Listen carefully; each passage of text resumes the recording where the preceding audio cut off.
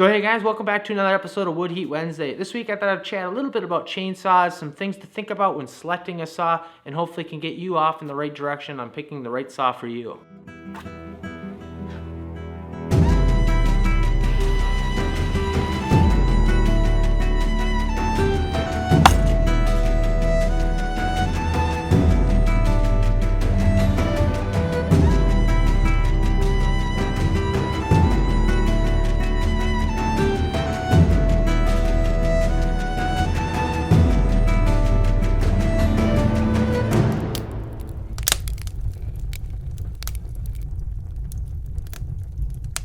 So recently, Josh over on Facebook had asked my thoughts and opinion on chainsaws. This is a question I do get asked pretty often. I a lot of times fire back with a lot of additional questions asking kind of what they're looking for, looking to accomplish. And instead of always having to reply to this email, I thought maybe I'd put together a little bit more of a formal video here, share my thoughts, my experiences on selecting a chainsaw, and hopefully get the wheels turning for you and get you headed in the right direction on getting the right saw. There's probably nothing people are more opinionated about besides maybe the Ford Chevy debate than selecting a chainsaw. So let's open up a little bit of a discussion here. I would love to hear your thoughts and experiences in the comments below on saws that have worked pretty well for you. And I'll just share some of my thoughts when it comes time to select a chainsaw. So one of the very first things I'd ask myself is, what am I going to be cutting? Am I dealing with a lot of eastern hardwoods? Am I dealing with some of the larger diameter trees like they have on the West Coast? Can really play a big factor. Obviously, the larger the bar, a lot of times the more power you have to have in the saw. Also, the structure of the saw has to be able to support the weight of that bar. So that can play a big factor and something to definitely think about. Another thing to think about is how often you're going to be running that saw. If you're only pulling the saw out once a year to clean up a little bit of storm damage, it might make a little bit more sense to actually look at an electric chainsaw. A lot of times those things are brushed off, but sometimes it actually might make more sense because you take out the equation of maintaining a carburetor. You put a little gas in there, you don't use it all up, it sits for a year. Now it becomes really difficult to start that chainsaw. Where you have an electric chainsaw, it just fires right up and away you go. They have a couple of different ones out there. If you're within a reasonable distance to an outlet, you can run a corded chainsaw. And they also have battery chainsaws that have really made a tremendous stride in the last couple of years. I've been pretty impressed with the battery life. Just recently saw a video done by Outdoors with the Morgans. He has a Stihl MSA 200 that he's running and doing a little test on how long that battery lasts. What I've seen so far, it's looked pretty nice. I've been very impressed with just the longevity of that saw, more particularly the battery life of that saw. So for us living here in Minnesota, we deal with a lot of eastern hardwoods. I cut a lot of ash, I cut a lot of oak, a lot of elm, and we do cut some conifer type trees from time to time. But most of the stuff I'm dealing with is somewhere in the 18-inch diameter. Definitely deal with some larger stuff. And I personally feel a 50 to 60 cc saw is a pretty good all-around cut and firewood saw. It's not too heavy where you're going to wear yourself out lugging the thing around, but there tends to be enough power to be able to throw some pretty large things at it. A lot of times you can run a 20-inch bar on something like that, even if you can cut halfway through on one side, rotate to the other, cut on the other side. You can process some pretty large stuff. There are a few times I wish there was a little bit more power to the saw, but reality, the trade-off, I feel like a 50 to 60 cc saw is a pretty good all-around firewood cutting saw. If you're someone that's thinking about making this into a dual-purpose saw, I would probably try to lean towards a larger size if you're going to do some sort of milling or something like that. Ideally, it would probably be better to run a separate saw. Like you look at like a Stihl 660 or something, a lot of guys will do milling because it's a lot larger saw. However, I can't imagine carrying that thing around and trying to cut firewood on a daily basis. So how much to spend on a saw? I think that really comes down to you and your budgets. My recommendation is spend as much as you possibly can on a saw while comfortably be able to afford it. I promise you a chainsaw will pay for itself if you're using it to heat for wood. Even just like your highest end quality pro grade saw, let's just say it was $1,000. I could promise you we could well easily spend over $1,000 each year on propane trying to heat ourselves with that.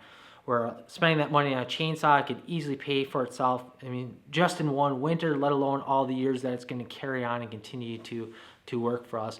Of course, also it makes going out and cutting the wood a whole lot more of an easier task.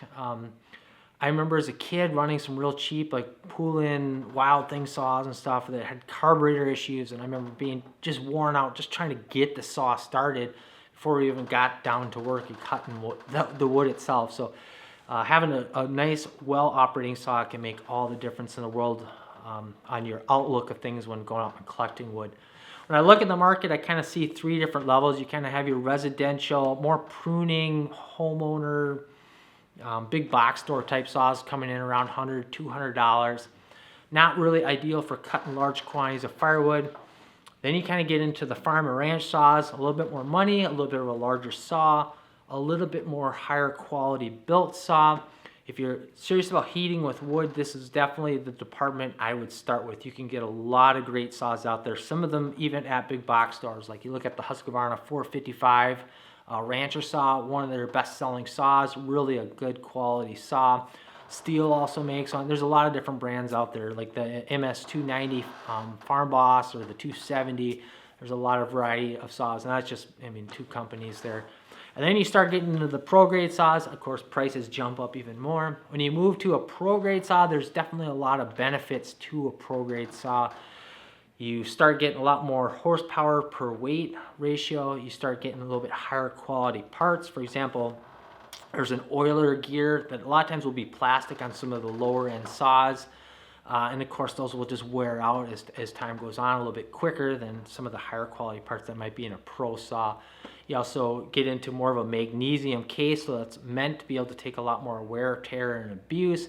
There's also a lot of just little small bell and whistle type features. You're seeing a lot more of like adjusting carburetor, self-adjusting carburetors in some of the pro saws. You're seeing things like just even the locking nuts on the bar are actually connected to the case, so you don't accidentally drop those while you're out there in the field. You're also moving away from more of a clamshell design. Really, all that's meaning is that chainsaw is going to be a whole lot more serviceable. That thing never needs to get ripped down and rebuilt at all. So going to a pro grade saw, if you can afford it, definitely worth it. But you can definitely get a heck of a saw in the farm or ranch. I personally would just avoid kind of the lower end box store type saws. Personally recommend sticking with a big name brand, just a little bit more service locations, easier, quicker turnaround on getting parts when needed. Husqvarna, Johnson Root saws, really good saws. Stihl, Echo has been making a really big slash in the chainsaw market here. Our local township just switched over to them, and I know they've been very happy with using Echo saws. Dahmer. And another thing to think about as well is just how close some of these service locations are, whether you need to get parts. Are you able to wait around a couple of days? A lot of times you get chainsaws and parts and all that stuff cheaper online, but if your saw goes down, are you able to wait around a couple of days for those parts to show up? Or do you want to be able to get in the car and run to a shop and pick it up that day? Another thing too is, are you capable of servicing some of those saws, or you more want to be a little hands off on that, want to have a service place? So that's just another thing to think about. There's a lot of good brands out there. They all have their pros and their cons. I personally tend to lean a lot more towards Stihl saws, and it really comes down to one feature. I actually like Husqvarna saws in my hand, just the way they're balanced a little bit better. But I like the clutch design on Stihl's a little bit better. They have an internal clutch, so that chain brake, a big safety feature, I think one of the most important safety features on a chainsaw.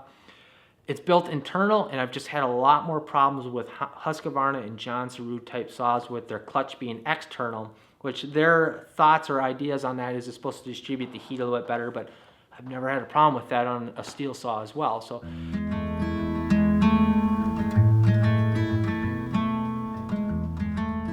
I wanted to show you guys what I was talking about with the external clutch. Keep in mind, this is Husqvarna's bottom of the barrel. It's their answer to the big box store. Try to keep the price as low as possible, $100 chainsaw. This is a Husqvarna 240. This is not a good representation of what Husqvarna's work is like, but kind of they're basically, I think, just stamping their name on a low-end saw and try to sell it to the average consumer. This is really just a pruning type saw. I was given this a while back, and I just kind of used it when I was running the chipper a little bit, just wanted something really light. And since I was given the saw, I was like, oh, I'll just pull out and use it. But it really has not been a very good saw for me. Chain brake stopped working on it. And you look here, this is actually their whole clutch system that sits out on the outside. There's a sprocket back here. It's what drives the chain on your saw, of course, driven by the motor. On Stihl, this resides back on the inside. And I don't know if it's a good or a bad thing. Husqvarna's thought theory behind this is this distributes the heat out here, but yet I've yet to have a problem with that on the Stihl. However, imagine if you had a problem with the Stihl, it'd be a lot more work to be able to tear that down and get that access to that clutch. Now, the one thing I don't like is it puts a lot of the chain brake system now actually on the backside of this cover here, a little more susceptible to getting covered in sawdust and oil and getting bumped while you're out in the field. And like I mentioned, this chain brake on this has already stopped working, and it's such an important feature. So it's like I hardly use the saw as it is, and once the chain brake stopped, I was like, it's just too much of a pain to worry about. The other thing too, to just kind of drive home the point of you get what you pay for. Old school chain tensioning system, a little screw up here in the front, you tighten, which then drives this back and forth and puts tension on the bar and the chain. But because it's such cheap little plastic on here, the little plastic tab that kind of held that whole tensioning system in place snapped off at some point, and if you look, that whole entire thing now just flip-flops around and won't even hold tension on the chain, or you have to really get it dialed in just perfect. And in order to be able to repair this, you have to buy this whole unit, chain brake assembly and everything, and that's $50. So now your $100 chainsaw turned to a $150 chain saw, and I'm sure somewhere down the road it's going to happen again and again, and it's kind of a buy once, cry once, you get what you pay for kind of situation. New versus used, I think this really comes down to you, the comfort level that you have. You know, obviously sometimes there's a warranty or no warranty that comes along with buying new versus used. Who you're buying it from. Are you buying it directly from a person? Are you buying it from a shop that maybe has gone through it before putting it up on the shelf? You could definitely get taken for a ride. You don't really know the history of used saws. One thing that I see quite often is people really, thin out their carburetors. The saws just rip and scream, but then of course that engine's taking a lot more abuse. Or sometimes you even see guys that just really don't maintain a sharp chain on their saw, and they're really working that saw very heavily. Don't pass up on used saws too, though. You can really get some good deals. Sometimes people go out, they buy a nice expensive saw right after a storm comes through, stuff it in the garage, trip over it for a while, and then finally decide to part ways with really a good deal. And you can get a great saw that way. Actually, one of my most reliable saws, I have a Stihl MS290, a farm and ranch saw, that actually came out of a shop that sold kind of scratch and dent type things. Basically, they bought different items from stores that had either gone through a flood or a fire or whatever the issue was. They'd buy these things up and sell them at a discounted rate. Well, I got this saw, and this thing has been the most reliable saw I've ever had. I've never had to do anything to this other than sharpen the chain, put fresh oil and gas in the thing. It's just been great. So I think it really comes down to your comfort level of making that judgment of who you're buying it from. Is it someone you trust and where it's gone through? Even better if you can get a mechanic or someone to look over it before you make the purchase, would definitely be a plus as well. So I've also been looking at saws. I can't guarantee these are the right saw for you, but these are just a couple that I've been eyeing up. I have no experience with these. Some of these saws are just kind of the ones I've been looking at potentially buying here in the near future. I was kind of glancing at them a little bit at the end of last season, so it has been a while since I've taken a deeper dive into it, probably 8 months since the last time I looked at stuff and talked to people on some of these things, but haven't dove too deeply into Echo's lineup.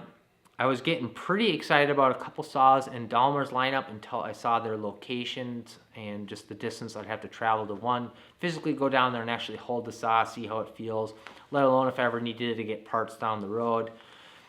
Husqvarna and Stihl seem to be on most corners around us, so it's very easy to actually go and see what that saw is like in person, as well as get parts if I ever needed them. So I've been kind of narrowing it down to those two guys. I've been looking originally at Stihl's MS260, which is their pro level saw, or actually it's a 261 now, it's been replaced. Right around a 50cc saw, a pro level saw. However, the saw I've been running is a 54cc saw, and I'd prefer to kind of go up or just stay right around the same size. So I've been actually looking at Stihl's MS362, which is right around a 60cc saw. I think technically it's 58. Or I've been looking at Husqvarna's alternative to that saw, which is their 562 XP.